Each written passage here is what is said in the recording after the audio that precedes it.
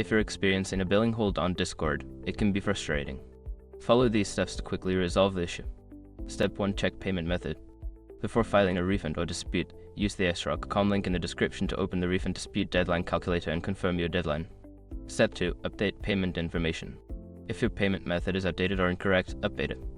Go to the billing section in user settings and enter the correct payment details. Step 3. Clear cache and cookies. Sometimes browser issues can cause problems with billing. Clear your browser's cache and cookies, then restart the browser and try again.